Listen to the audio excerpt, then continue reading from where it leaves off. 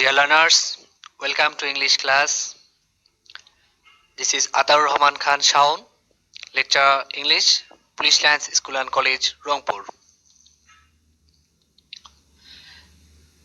Today's topic, English first paper, summary writing.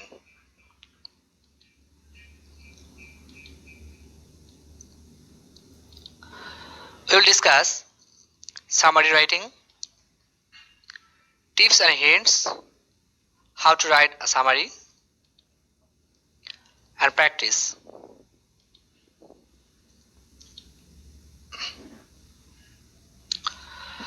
Now, tips or hints, how to write a summary. First of all, you have to read the text and understand the meaning of the text. Read the text carefully so that you can understand the text, you can understand the meaning. And number two, underline the keywords. After reading the text, you should underline the keywords, the main ideas of the text. Now three, start by your own words. যখন তোমার টেক্সটটা পড়বা carefully তখন তোমার meaning বুঝতে পারবা এবং keywords গুলো আন্ডারলাইন করতে পারবা। আচ্ছা, কিওয়ার্ডস গুলো আন্ডারলাইন করার পর তোমরা যখন সামারি রাইটিং এ যাবা, সামারি লিখতে যাবা, তখন তোমরা শুরু করবা সেই ওয়ার্ডগুলো থেকে না, যে ওয়ার্ডগুলো তোমরা আন্ডারলাইন করে রেখেছো, মার্ক করে রেখেছো, সেগুলো না। তোমাদের শুরু করতে হবে তোমাদের নিজস্ব ওয়ার্ড দিয়ে। নিজস্ব ওয়ার্ড দিয়ে লেখা শুরু না করলে তোমার লেখাটা মনে হবে যে তুমি কপি করে লিখেছো টেক্সট থেকে। তো কপি এড়িয়ে লেখাটাকে সুন্দর করার জন্য তোমাকে অবশ্যই স্টার্টিংটাতেই তোমাকে ফোকাস করতে হবে, যেন ফার্স্ট ইমপ্রেশনে তোমার মনে হয় যে তোমার সামারি রাইটিংটা তুমি নিজের মতো করে লিখেছো, নিজের ভাষায় লিখেছো, তুমি কপি করোনি। সামারিতে এটা খুবই ইম্পর্টেন্ট। আর four, do not quote original sentence. টেক্সটের মধ্যে, প্যাসেজের মধ্যে যে সেন্টেন্সগুলো থাকবে সেই সেন্টেন্সগুলো তুমি কোড করতে পারবে না, মানে সেই সেন্টেন্সগুলো তুমি কপি করে হুবহু লিখতে পারবে না। যার জন্য 3 নম্বরে কিন্তু বলা আছে যে start by your own words. কোনো সেন্টেন্স কপি করা যাবে না। তুমি নির্দিষ্ট ওয়ার্ড বা ফ্রেজ এবং ক্লোজ যেটা তুমি আন্ডারলাইন করে রেখেছো, এগুলো চিন্তা ভাবনা করবে যে এখান থেকে এগুলোর সিনোনিমাস ওয়ার্ড তুমি ব্যবহার করতে পারছো কিনা। যদি না পারো জাস্ট ওগুলো ব্যবহার করতে হবে, কিন্তু সম্পূর্ণ সেন্টেন্স কখনোই কপি করা যাবে না। সম্পূর্ণ সেন্টেন্স একই প্যাটার্নে কখনোই লেখা যাবে না। Number 5, right simple sentence. যখন তুমি সামারি লিখবা তখন বড় আকারের সেন্টেন্স লিখবা না, সিম্পল সেন্টেন্স লিখবা। খুব সহজ সরল ভাষায় তোমাকে সামারি উপস্থাপন করতে হবে। Avoid complex and compound sentence. Summary লেখার ক্ষেত্রে সিম্পল সেন্টেন্স বেটার। তুমি কমপ্লেক্স এবং কম্পাউন্ড সেন্টেন্স গুলো অ্যাভয়েড করার চেষ্টা করবা।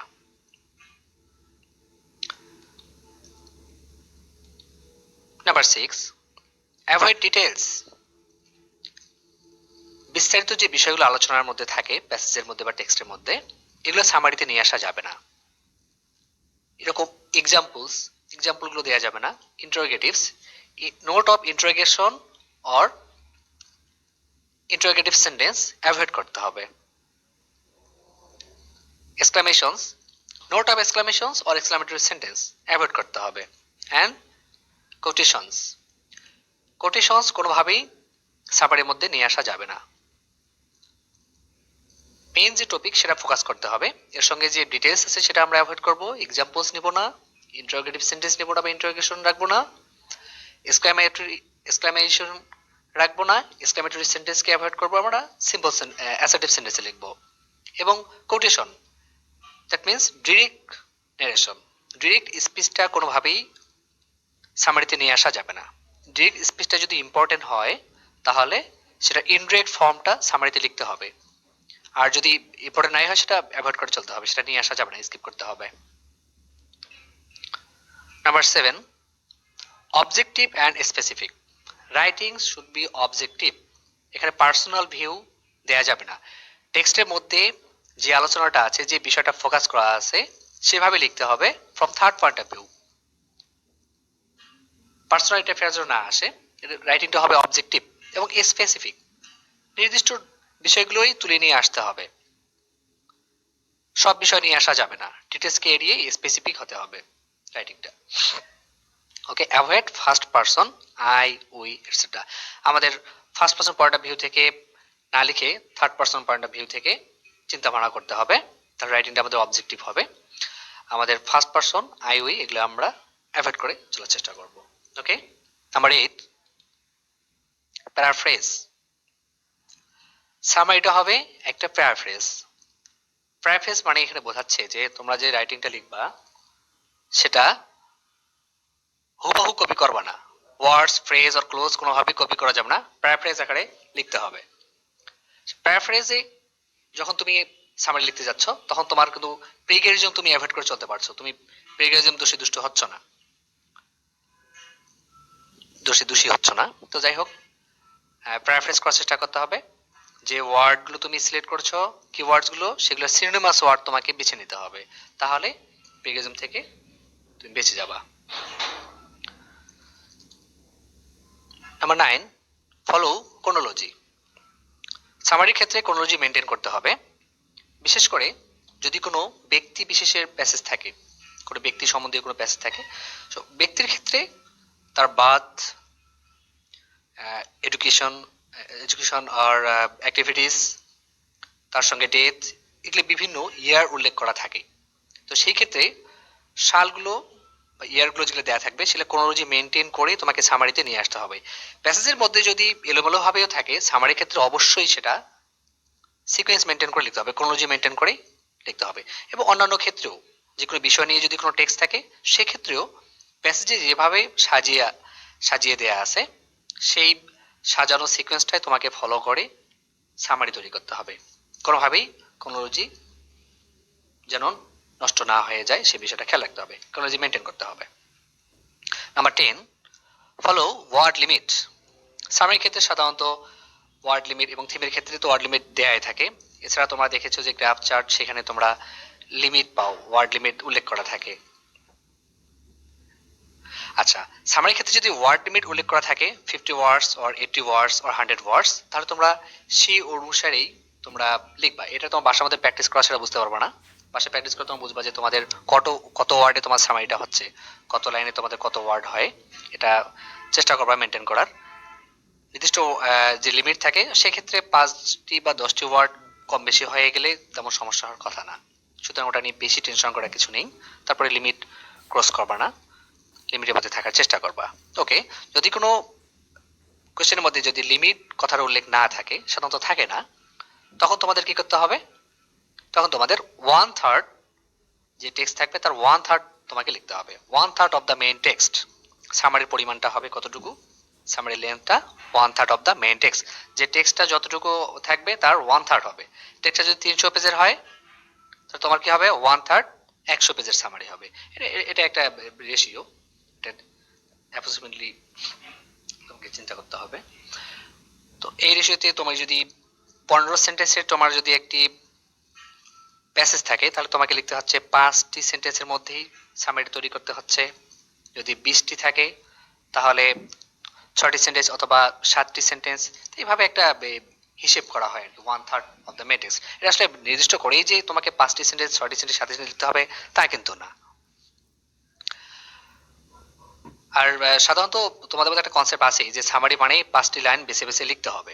আসলে নির্দিষ্ট 5টি লাইন না, তবে একদিক থেকে ঠিকও আছে, কারণ 5 লাইন 6 লাইন লিখলেই কিন্তু মোটামুটি প্যাসেজের 1/3 হয়ে যায়। কারণ প্যাসেজ একটা সাধারণত 15 লাইন থেকে বা 12 লাইন থেকে 20 লাইনের মধ্যেই একটা প্যাসেজ কিন্তু তোমাদের পরীক্ষায় আসে। তো সেই প্যাসেজের সামারি যখন লিখতে হয় তখন 5 থেকে 7 লাইন এর মধ্যেই কিন্তু থাকে। সেদিক থেকে তোমাদের আইডিয়া ভুল না, মোটামুটি ঠিক আছে, কিন্তু এটা নির্দিষ্ট কিন্তু কোনো মাপকাঠি দিয়ে পরিমাপ করা যাবে না। 5 লাইন, 7 লাইন, 6 লাইন এটা নির্দিষ্ট করে বলা যাবে না। ওকে, তো এই হিন্টস গুলো তোমরা মাথায় রাখবা, এই হিন্টস গুলো অবশ্যই মাথায় রাখতে হবে, এগুলো চিন্তা করেই তোমাকে সামারি লিখতে হবে।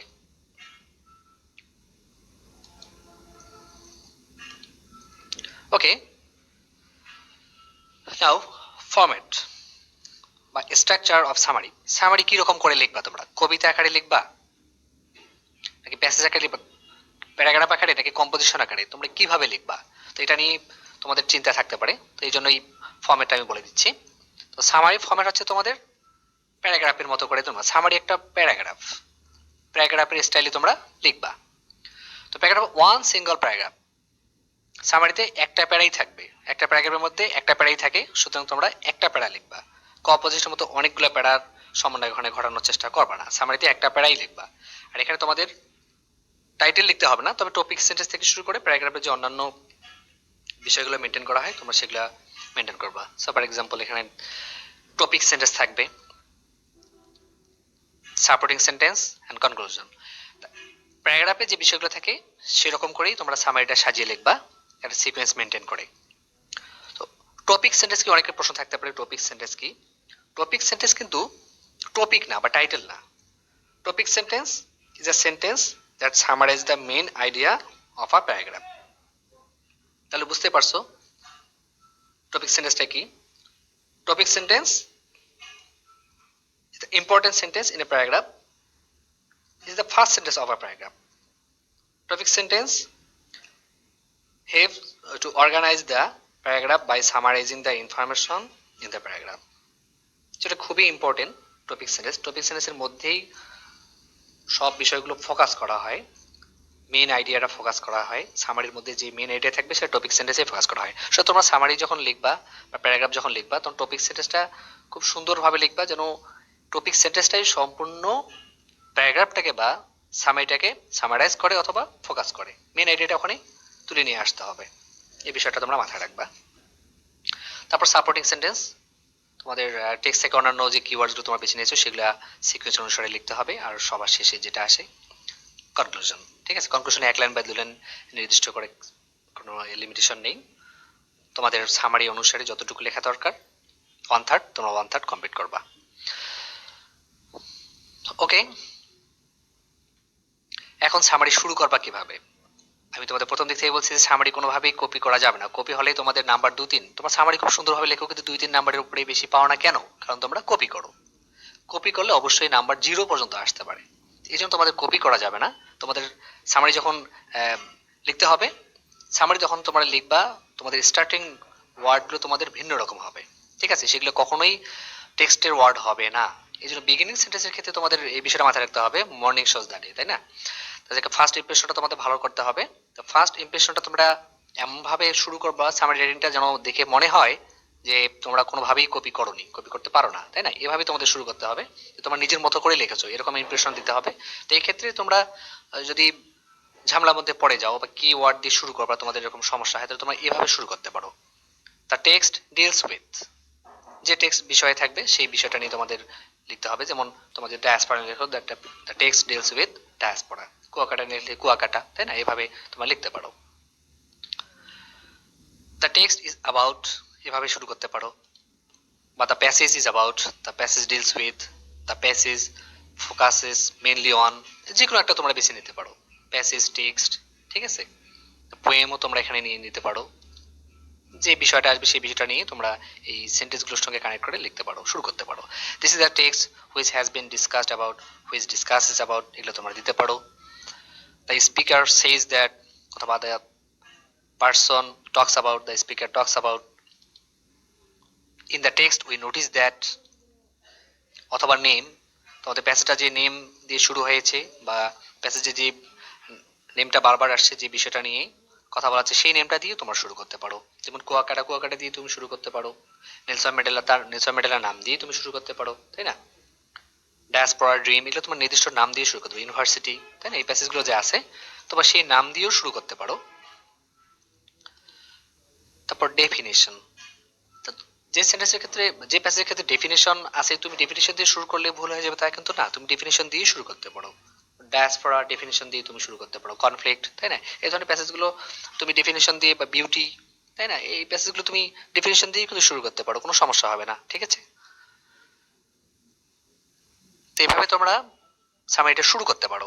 অথবা তোমাদের নিজস্ব ওয়ার্ড, তোমার নিজের মতো করে বিভিন্ন বই পড়েছো সেগুলো থেকেই তোমরা যে কোনো একটা কিছু দিয়ে শুরু করতে পারো। বিগিনিং সেন্টেন্স যে কোনো ভাবেই তোমরা শুরু করতে পারো। আচ্ছা, কোয়েশ্চেনটা কিরকম থাকে সামারি ক্ষেত্রে? তো তোমাদের ইন্টারমিডিয়েট ফার্স্ট ইয়ার সেকেন্ড ইয়ারে যারা আছো তোমাদের জন্য সামারি রাইটিংটা থাকবে 3 নাম্বার কোয়েশ্চেনে। তোমরা বোর্ড কোয়েশ্চেনগুলো দেখবা, এইচএসসি যে বোর্ড কোয়েশ্চেন আছে ফার্স্ট পেপারের, তো ফার্স্ট পেপারের বোর্ড কোয়েশ্চেন দেখবা 3 নাম্বার কোয়েশ্চেনটা আছে write a summary of the following passage. এখানে মার্ক ডিস্ট্রিবিউশনে দেখবা 10 মার্কস আছে। ঠিক আছে, খুবই গুরুত্বপূর্ণ। সামারিতে তোমাদের 10 নাম্বার আছে, সুতরাং সামারি খুব ভালোভাবেই লিখতে হবে যেন 10-এ 10 পাওয়া যায়। অ্যাটলিস্ট 7-8 জন অবশ্যই পাওয়া যায়। তোমরা যদি এই টেকনিকগুলো ফলো করো তাহলে তোমরা অবশ্যই 7-8 থেকে 10 নাম্বার পর্যন্ত পেতে পারো।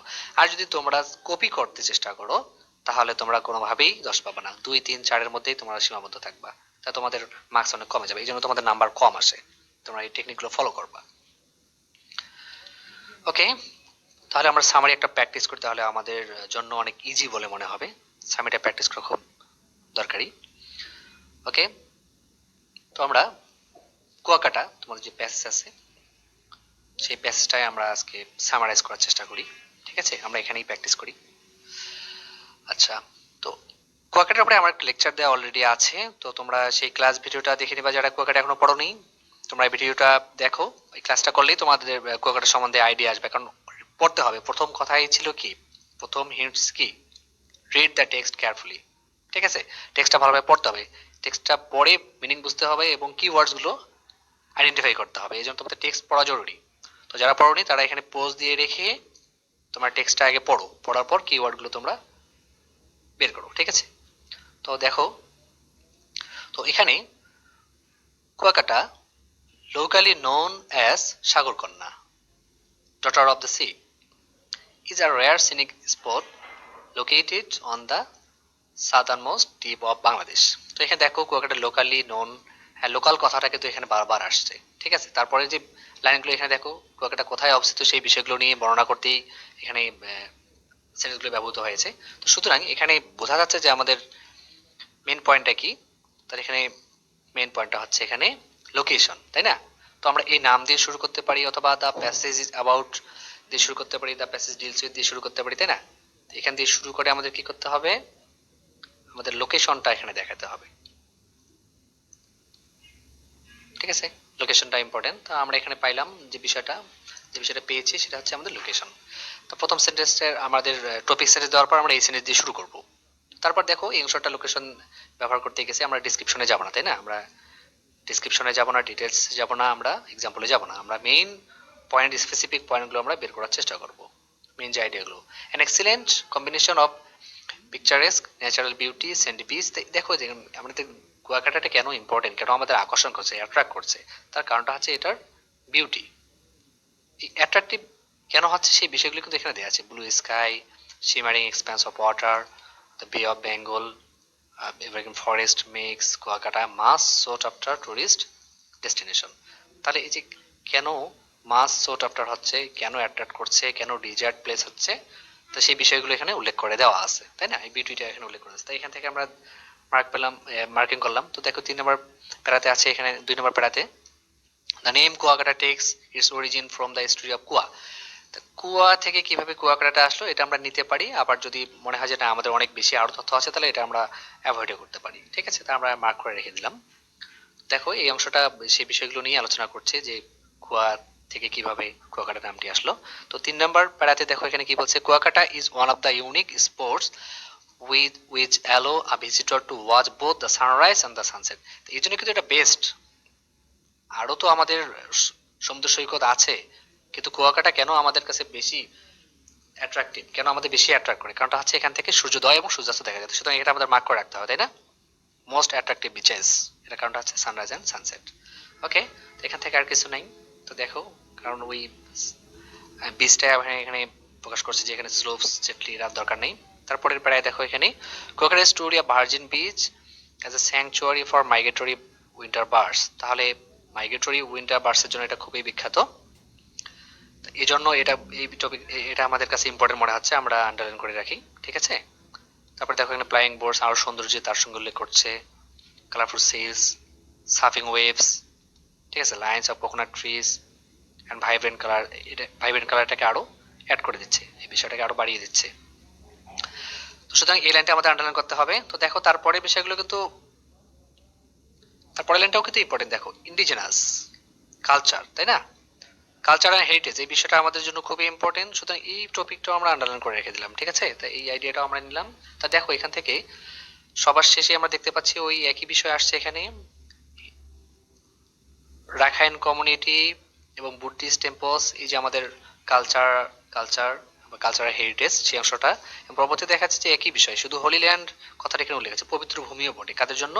হিন্দু অ্যান্ড বুদ্ধিস্ট, তার সাথে রাখাইনদের তো এটা ঐতিহ্য জড়িয়ে আছেই, তাহলে আমাদের আর এই দিক থেকে নেওয়ার কোনো দরকার নেই, এখান থেকে নিলেই হচ্ছে।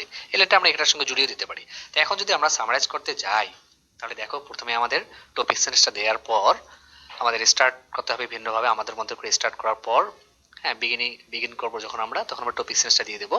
তার সঙ্গে আমরা এখান থেকে এখানে আমাদের কতগুলো লাইন আছে?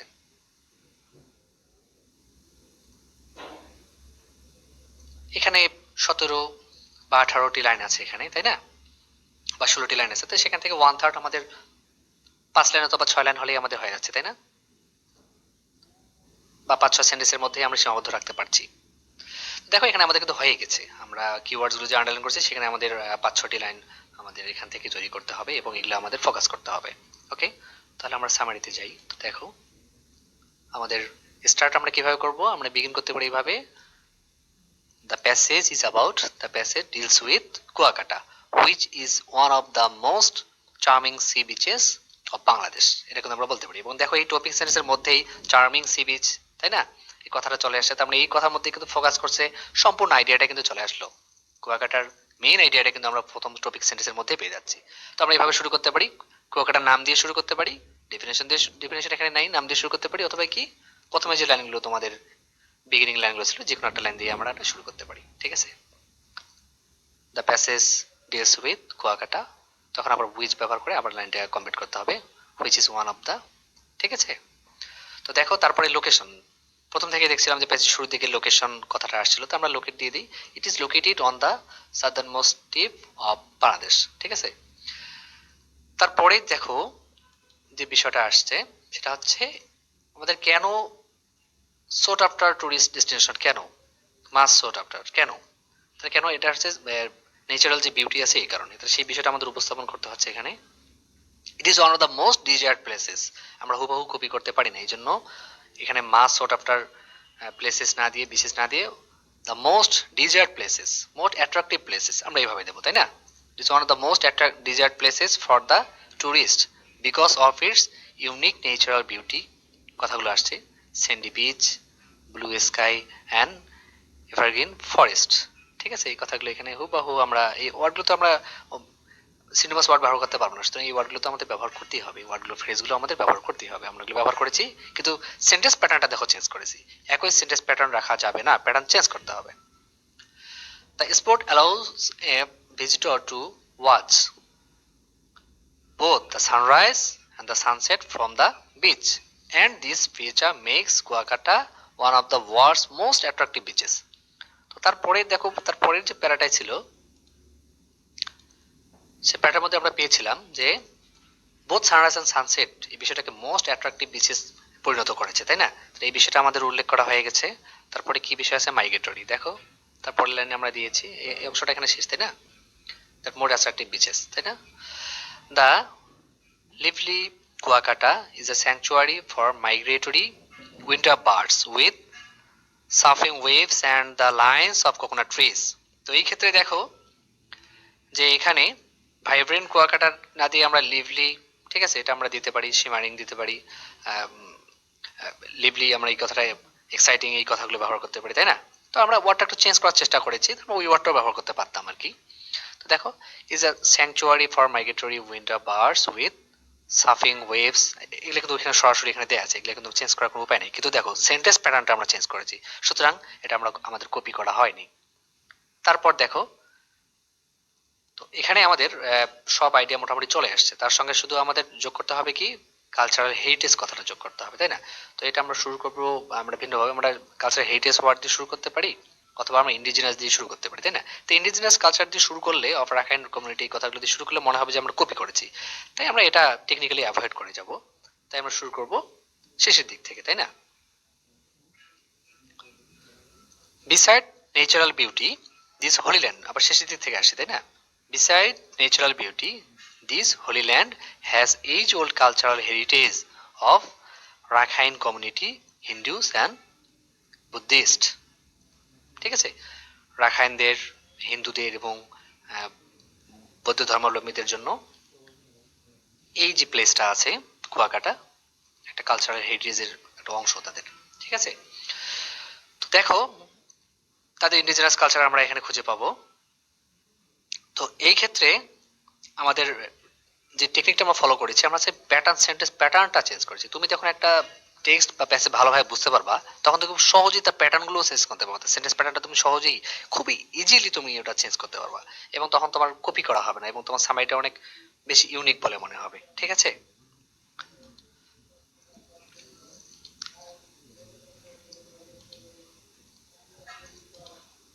So thank you dear learners for being with me. তো তোমরা যে প্যাসেজটি, তোমরা যে ক্লাসটি করলে, আর মনে হয় যে তোমরা যে টেকনিকগুলো আমি তোমাদের হেডসগুলো দিয়েছি, এগুলো তোমরা অ্যাপ্লাই করলে তোমার সামারিতে অনেক ভালো করতে পারবা, অনেক ভালো মার্কস তোমরা অর্জন করতে পারবা। তোমরা প্র্যাকটিস করো, এবং অন্যান্য ক্লাসগুলো আমার যদি তোমরা দেখতে চাও, তাহলে তোমরা আমার ইউটিউব চ্যানেল ভিজিট করো। আমার ইউটিউব চ্যানেল শাওনস ইংলিশ, এখানে তোমার অনেক ক্লাসগুলো পাবা, যে তোমাদের অনেক কাজে লাগবে। ঠিক আছে, ওকে, বেস্ট অফ লাক।